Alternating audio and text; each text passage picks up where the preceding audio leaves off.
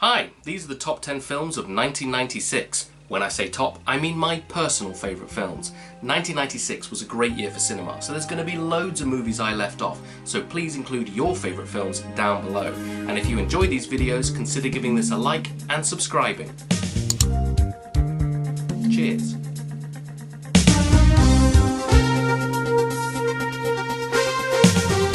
In at number 10, The Rock. For my money, this is Michael Bay's best movie by far. This wonderful piece of nonsense is pure entertainment. A group of disillusioned Marines steal VX gas-loaded rockets and then decide that Alcatraz is the best place to hold the American government to ransom from. Ed Harris leads this team and brings a realistic intensity to this bonkers plot. Who is going to save the day? Well, the odd duo of Nicolas Cage and Sean Connery. Cage starts his run of 3 remarkably silly 90s action films, following this with Con Air and Face Off. Here he plays an FBI chemical weapons expert. He's the perfect guy to deal with the weapons. But how do they get to this fortified island? Well, with the help of the only man who escaped the prison, John Mason, played by James Bond himself, Sean Connery. Welcome to The Rock. The two initially don't get along, but their banter is fantastic. I'll do my best. Your best? Losers always whine about their best. Winners go home and fuck the prom queen. The action is top-notch, and Bay's over-the-top style suits it perfectly. Tremendous fun. Key. In at number 9, When We Were Kings. One of the best documentaries of the 1990s. It took director Leon Gast 22 years to put together, and all that work paid off. The documentary is about one of the greatest fights of the 20th century, the Rumble in the Jungle heavyweight championship boxing match between George Foreman and Muhammad Ali that took place controversially in Zaire in 1974. Of course, it's the footage of Ali that is the most arresting. Only last week, I murdered a rock, injured a stone, hospitalized a brick. I'm so mean I make medicine sick. Bad dude, bad. His charisma is unparalleled, but the rest of the footage is arresting too. Footage of the country, interviews with people such as Don King at the time, current interviews with people such as Spike Lee, and best of all, footage of the Zaire 74 Music Festival that was used to promote the fight. A festival with the likes of B.B. King and James Brown. The documentary is full of life, and you get completely invested in something you already know the outcome of. I don't really care about boxing, but it's testament to Ali's hypnotic character and the way that Leon Gast put this film together that just drags you into it and makes it so riveting. I want the man. Yeah, when I get to Africa, we gonna get it on because we don't get along. I don't like him. He talks too much. In at number 8, Bottle Rocket. Wes Anderson's feature debut instantly shows off his unique style, but here it is far more restrained, I guess because he doesn't have as big a budget. His recent films look stunning. Asteroid City was beautiful to behold, but recently I found his quirky humour a little resistible at times. But here it is refreshing and utterly charming. Part of the charm is that this is the only one of his live-action films that is about poorer people and not just mega-rich, quirky people. We follow a small gang of useless robbers in Texas, led by Owen Wilson's Dignan, a dim man eager to live a life of crime. Joining him is also his real-life brother, Luke Wilson, my favourite of the Wilson brothers, who is so utterly charming as another dim criminal who falls for a Mexican cleaner at a motel. That part of the storyline is surprisingly moving, despite the fact that neither of them speak the same language. You've also got James Caan bringing a slightly, and I mean slightly, more serious performance. This helps ground the film, much like Gene Hackman's excellent role in The Royal Tenenbaums. Move back a little bit, move back. Bottle Rocket was unfortunately a flop. Owen Wilson also co-wrote the film, and after it wasn't a success, Owen thought about quitting acting and joining the Marines. Luckily, it had some big fans. Ben Stiller enjoyed it so much that he cast Owen in The Cable Guy, and Martin Scorsese included this in his top 10 favourite films of the 1990s. That's one hell of an endorsement.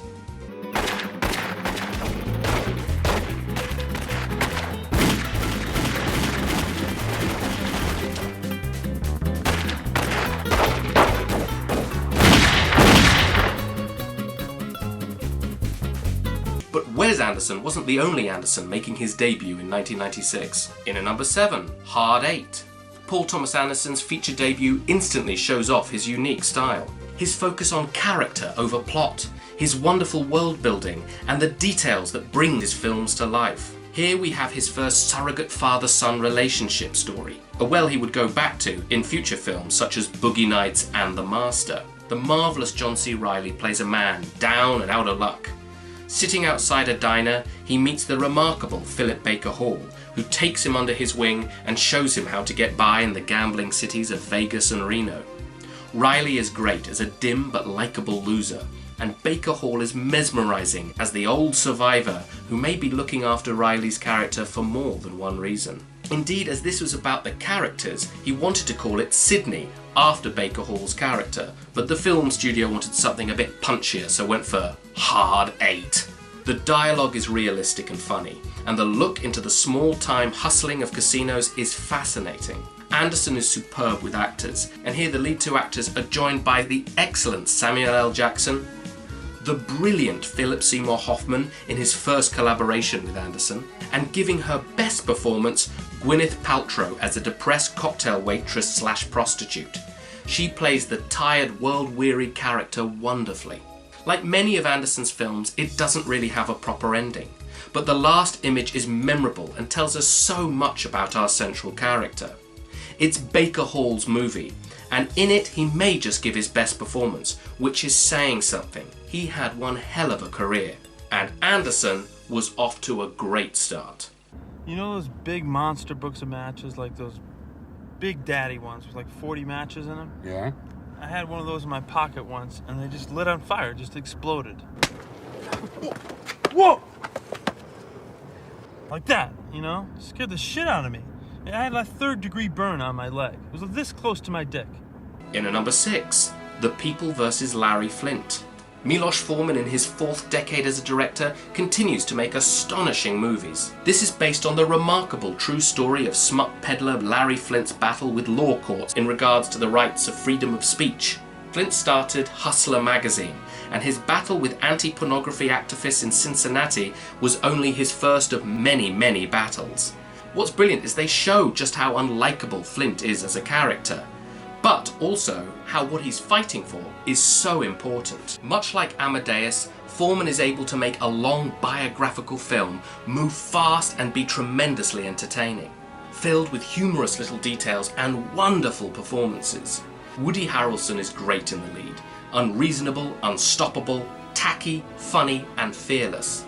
Also terrific is Edward Norton as his lawyer, a man who doesn't approve of Flint's magazine or tactics, but believes in defending the First Amendment. It could be a really boring character on screen, but Norton perfectly gets across how important this fight is for him, and for the country as a whole.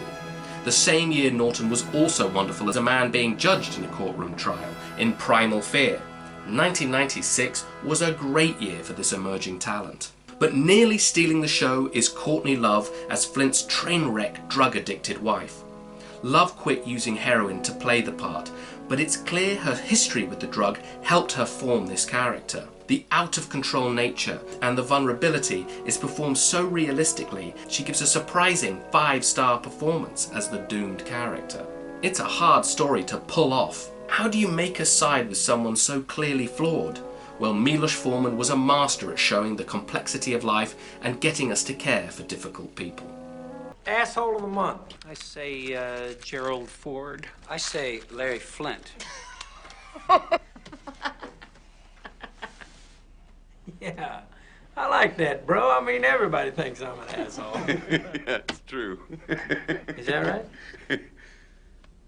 Here are some other notable releases of 1996. Tom Cruise played Jerry Maguire, an arsehole who learns to be a slightly nicer arsehole in Jerry Maguire. Show me the money!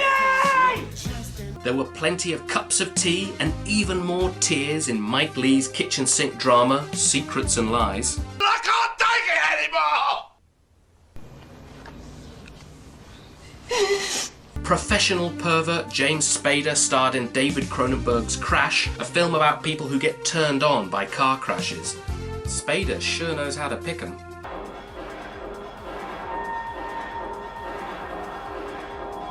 Wes Craven directed the best and most notable of the 90s self-knowing horror films, Scream. Years before Rafe Fiennes played Voldemort, he played a very similar looking character in The English Patient. Baz Luhrmann brought tons of energy to his modern version of Romeo and Juliet. Romeo plus Juliet equals tragedy. Mel Gibson does what he does best, be aggressive on the phone in Ransom. Give me back my son! But allow me first. You're a pain in the ass! You're a pain in my ass! Stop being that! Madonna pleaded with the people of Argentina to look on the brighter side of life in Evita. Chris Cooper was excellent as always in the modern western Lone Star. Jon Favreau left embarrassing voicemail messages in Swingers. Ridley Scott directed one hell of a boat capsizing scene in White Squall. Peter Jackson had fun with ghoulish effects in The Frighteners. Billy Bob Thornton made himself a star by writing, directing and starring in Sling Blade, playing a mentally slow man newly released from an institution. I kinda want something other to eat. How was this performance not going to get nominated for an Oscar? Where are you going with them sack full of wash? The Wachowskis directed their first film with the sexually charged neo-noir Bound. For action, you had Rennie Harlin's tremendously fun The Long Kiss Goodnight, with a script from Shane Black. It also includes Samuel L. Jackson's favourite of his own performances. How'd you find us? There may be many reasons not to kill you, but among them is not that you'll be missed by NASA. I found the address in your coat. Here, between the address of a topless bar and the picture of what looks like a man's penis. That's a duck, not a dick. Robert Rodriguez teamed up with Quentin Tarantino to make From Dusk Till Dawn. I remember renting it with my parents, and we all thought it would be similar to the other Tarantino projects of the 1990s. And when the vampires started to appear halfway through, I think I was the only one still having a good time. A great big, silly, violent romp. In Twister, most of the budget went on effects, so one of the biggest blockbusters of the year starred Bill Paxton and Helen Hunt. John Woo made his second American film, the kind of underwhelming Broken Arrow. But at least John Travolta looked like he was having a good time. This is out of control! I must have... Hush! Hush! And Tom Cruise starred in the incredibly fun first Mission Impossible. I remember seeing this in the cinema at the Notting Hill Coronet, and back then you could still smoke in that cinema. As a child I didn't smoke, but luckily the first 2 rows were non-smoking. What's the fucking point?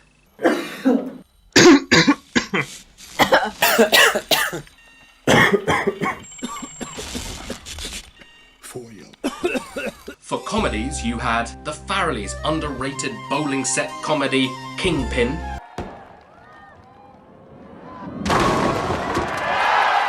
That's 2.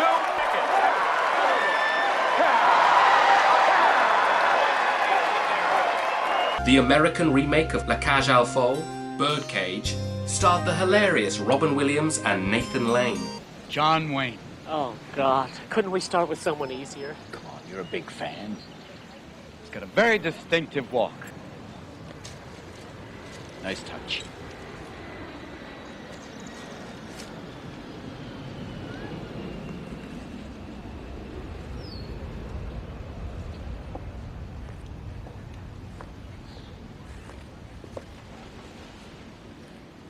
Howdy, man.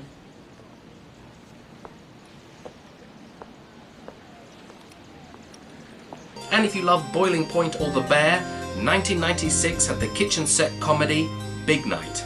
For kids, you had Danny DeVito's excellent adaptation of Matilda, the beautiful stop-motion animation James and the Giant Peach, Space Jam, and I remember seeing Disney's Hunchback of Notre Dame in the cinema and feeling that I was now too old for Disney cartoons, meaning I missed Mulan, unfortunately. And you had Jingle All the Way, which I find very watchable for some reason. Put that cookie down! Now! For foreign cinema, you had the unique Finnish Drifting Clouds, who Who else could play the iconic role of Irma Vep but Maggie Cheung? And Nicholas Winding Refn's directorial debut, Pusher, with an early great performance from Mads Mikkelsen. For sci-fi, you had the end-of-the-world patriotic blockbuster, Independence Day. Keep my wife's name out your fucking mouth! I'm going to, okay? But the much better alien invasion film of the year was Tim Burton's Mars Attacks. It's Tom Jones, right? It ain't unusual. I got this t-shirt free with the VHS when we bought it from Blockbuster. So the VHS was massive because there was the VHS, and then in the box they also had the shirt. So it took up a massive place in our VHS collection, which is interesting, isn't it? There was one of the best Star Trek films, First Contact.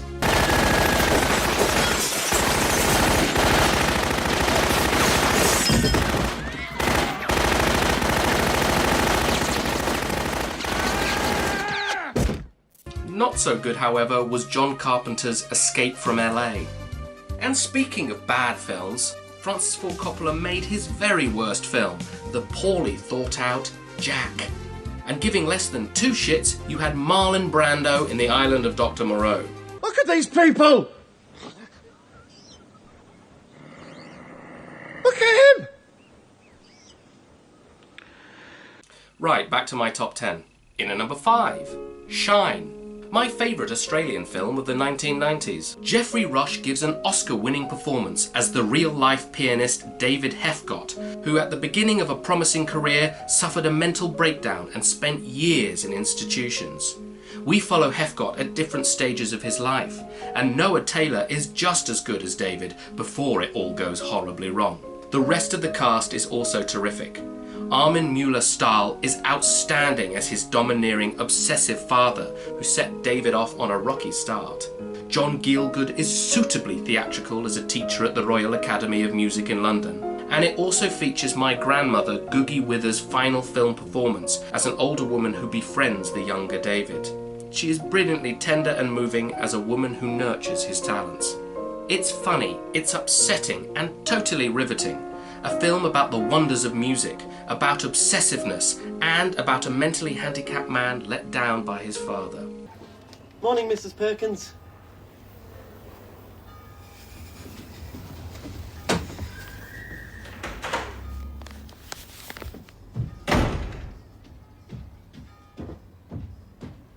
In at number 4, Trees Lounge. Steve Buscemi shows that he's just as good behind the camera as he is in front of it. This is his feature film debut as a director.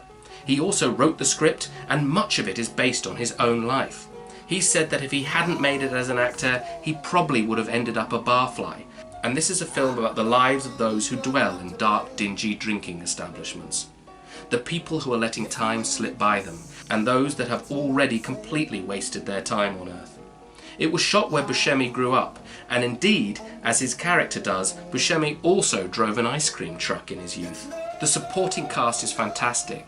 Chloe Sevigny channels Lolita as a young girl Buscemi's drunk falls for. There's the always excellent Mark Boone Jr., who never gets enough credit for just how good he is in films. Carol Kane is great as the tired professional enabler bartender. You got Mimi Rogers, Debbie Mazar, Seymour Cassell, Samuel L. Jackson, and Michael Imperioli. Many of the cast went on to star in my favourite show of all time, The Sopranos, and indeed showrunner David Chase named Trees Lounge as an influence on his spectacular show. It's a funny and surprisingly tender look at people boozing their life away. Hey Bill, did you ever kill anybody? What kind of an asshole question is that? I mean in Korea. What Korea? In at number 3, Breaking the Waves, one of Lars von Trier's best. As is so often the case with von Trier's films, this is simultaneously hard to watch, funny, and moving. He loves to troll his audience with awkward scenes and by putting his characters through hell.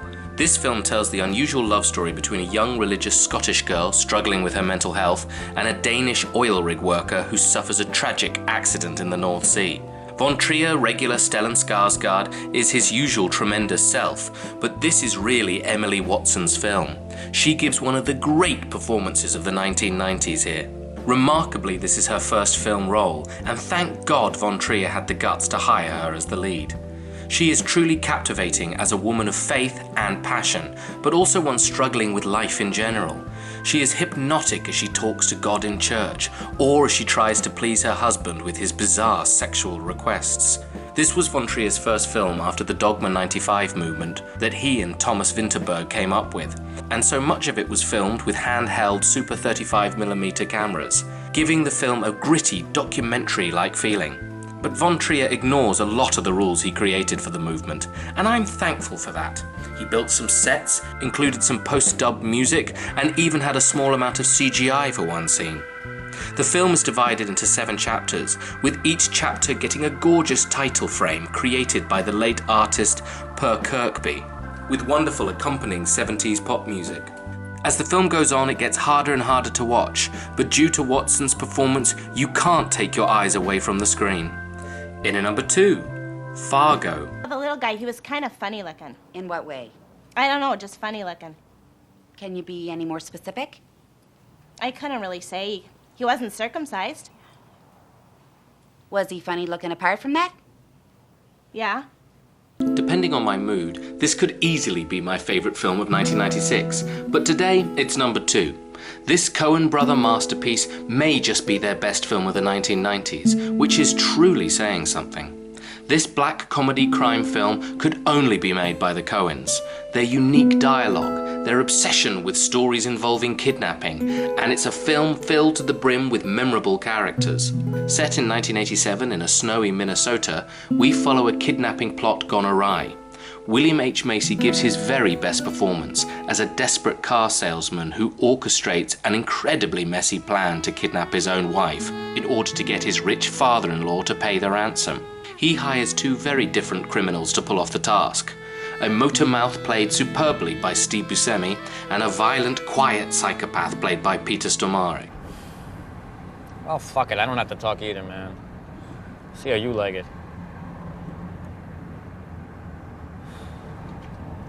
Just total fucking silence.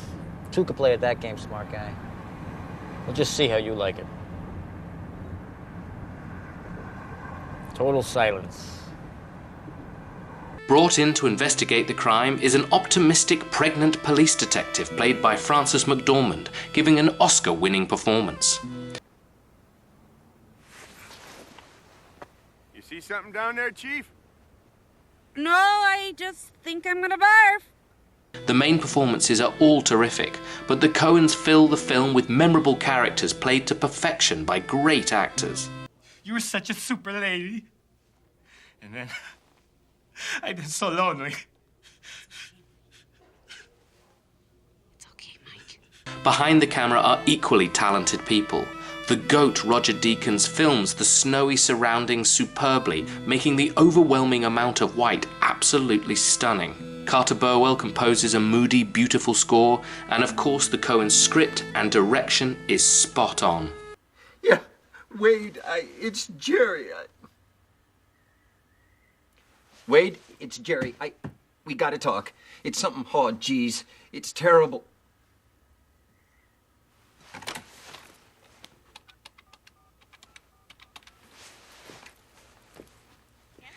Yeah, Wade Gustafson, please. And in at number 1, Trainspotting. Really, this and Fargo are a draw for me, but rewatching this film again, I was completely swept up in its energy and inventiveness. It's a great outdoors. It's fresh air. Look, Tommy, we know you're getting a hard time off Lizzie, but there's really no need to take it out on us. Doesn't it make you proud to be Scottish?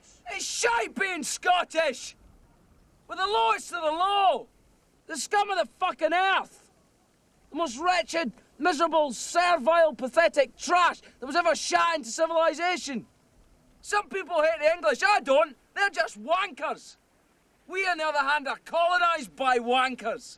Danny Boyle, with only his second film, shows himself as a director with the same energy and passion of Scorsese in the 1970s.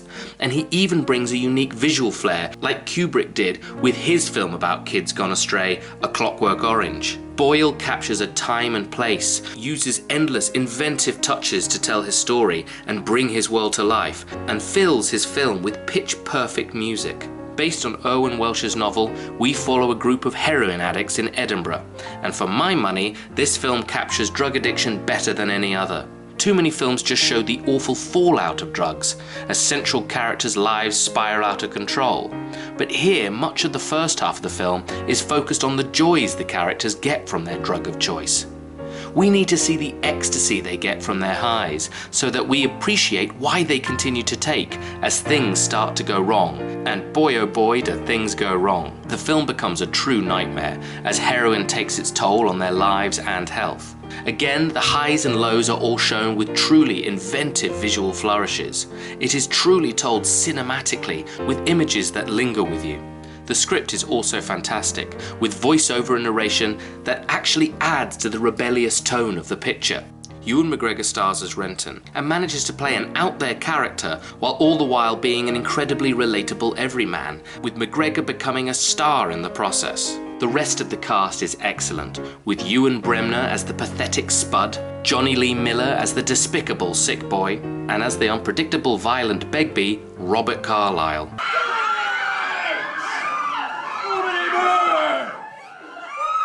Lassie got glassed and no cunt leaves here till we find out what cunt did it. Who the fuck are you? Yeah! The 1990s in Britain was never captured as well as it is here. Britpop and the general fuck you attitude that filled our screens. If the two-finger V sign of Churchill was the symbol of Britain in the 1940s, then the inverse was the symbol of the UK in the 1990s. Even the poster of the film captured this feeling. The last quarter of the movie throws in a drug deal, which always felt a little bit out of nowhere, but re-watching the film, it is just a simple way to get out of the story and a way for Renton to finally escape his biggest problem, his friends.